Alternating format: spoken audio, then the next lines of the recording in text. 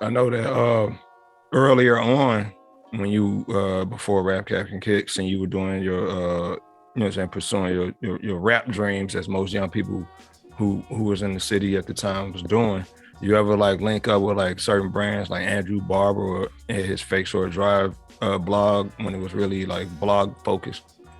Yeah, I was actually on Fake Short Drive when that shit actually first popped, like in my younger days, like fresh out of high school. I was going by a different name though. That's back when I was in the Source magazine working with Project Spitfire.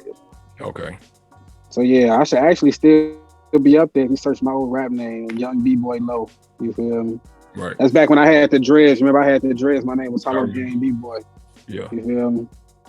Definitely. I was just thinking about that because I see like what you do now is almost like an extension of that era. You know, the blog era was like something different. It was like, you know what I'm saying? It was like our only real online magazine in terms of like discovering music as it transitioned. Yeah. You know what I'm saying? Before streaming really took off and shit. Facts. And I think that was the first time Chicago ever seen like our culture actually being covered. Yeah, you know what I'm saying? From College Kids, from Zacktv, Akademiks, Fake Short Drive. You know what I'm saying? We had YouTube channels telling us what the fuck was going on in our own city. Man. They was right. They was on that motherfucker solving cases. Akademiks was on that shit. Akademiks was on that shit heavy. You know what I'm saying? Yeah, him and College Kid. They was the two main ones. Zacktv too. Rest in peace to him.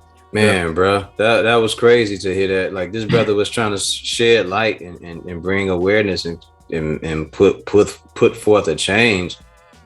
I think that's what it looked like to y'all, but I think like don't get me wrong, I fuck with Zacktv. Okay. But like he was in the midst of a lot of like real street shit. You know what I'm saying? Like, shed light on it because I don't know. I'll shed light on it because I don't know. I mean, just as far as like the type of content he covered, he was real live in the streets covering drill music when everybody else was covering it from afar. You know what I'm saying? And when you grow up in Chicago, you know you can't play with that type of shit. Like before Chicago really had a music scene, you would be cautious even bringing a video camera outside. Facts. You know what I'm saying? And he was going deep off into the trenches. And there was a lot of rumors saying like, you know, niggas ain't get hit up until he went over there because he can go talk to them and he can go talk to him. And in a sense, certain niggas gonna feel like you playing both sides. Me, I understand the professionalism of it, but I also understand the street aspect of it too. So I definitely was not surprised. It was some hood journalism. It's like what they call it, guerrilla journalism when they used to go to war zones. And shit like that. Yeah. But you got to take steps back. Akademiks if they could. Yeah, absolutely. They would definitely kill Akademiks if they could. Yes, sir. Because I remember hearing and seeing people talk about, you know, they're so high profile now. They want to knock his head off back then. Yeah, back then they wanted to knock his head off. But Zach was never as high profile as Akademiks is now. Zach was still always street level. Like Akademiks, every time Akademiks kind of like excelled, he created distance between him and that shit. But he still maintained the same type of persona. So like if you look at you're 100% right. So like where he at right now, he talk big shit, but most of his coverage is nothing close to what his core started as. You dig what I'm saying? That's why you see him with the fresh and fits and shit like that. He know what he's doing, man. He's separating himself from it by expanding his, you know what I'm saying, his reach and keeping the face of it all the same. Yeah. He talk his shit with his chat niggas. He let them, you know what I'm saying, he let them stir the pot. He ain't stirring the pot so much no more. Yeah. You know what I'm saying? Every time he level up, he just puts somebody else in a different position that he was in, and he just goes up, and then he falls back further and further back.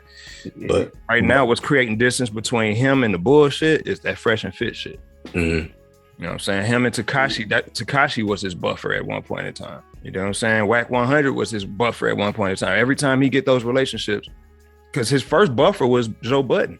If Joe Budden didn't bring him onto Complex, he'd still be doing 100% right. Yeah, he'd still be doing YouTube shit. Yeah. So Joe Budden created like a buffer. That's why when he was, you know what I'm saying, when he got confronted by Vic, you know what I'm saying, he was caught off guard by it because he ain't never had nobody come up that close to him talking that shit. You know what I mean? So when